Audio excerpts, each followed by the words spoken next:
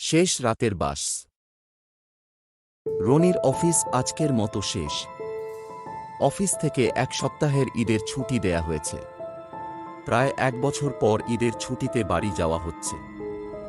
Office শেষ করে bus stand পর্যন্ত আসতে আসতে অনেক রাত হয়ে গিয়েছে। কি আর করবে?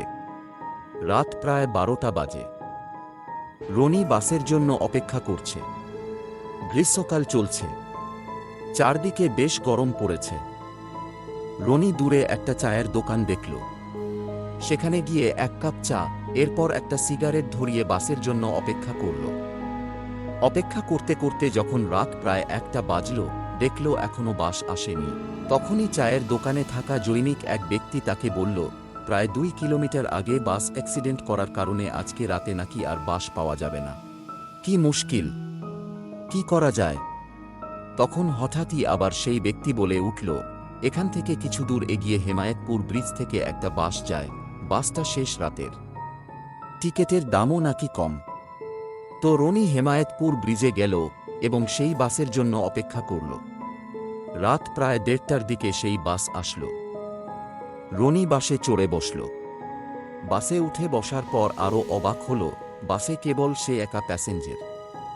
যাই হোক, ভাড়া কম নিবে এই ভেবে সে উঠে বসল। বাস যাত্রা শুরু করল। বাসে উঠার পর বাসের কন্ডাক্টরের আচরণও বেশ রহস্যজনক মনে হচ্ছিল। বাস যাত্রা শুরু করল। হঠাৎ বাসটি একটি জায়গায় থামল। সে দেখল 2 জন লোক বাসের সামনে, তারা বাসে উঠল। রনি আরও খেয়াল করল তাদের একজনের কাছে একটা বড় ব্যাগ। যাই হোক, বাস যাওয়া শুরু করল। রনি ঘুমিয়ে পড়ল। হঠাৎ রনির ঘুম ভাঙল।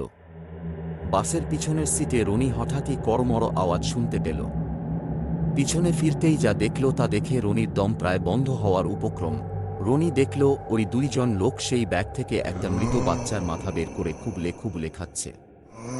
রনি কি করবে কিছু না ভেবে পাশের জানালা দিয়ে জোরে বাইরে লাফ দিল এবং দূরে গিয়ে ছিটকে পড়ল। সেখান থেকে দৌড়ে যত দূর পারা যায় সামনের দিকে মেইন রাস্তায় আসার চেষ্টা করল।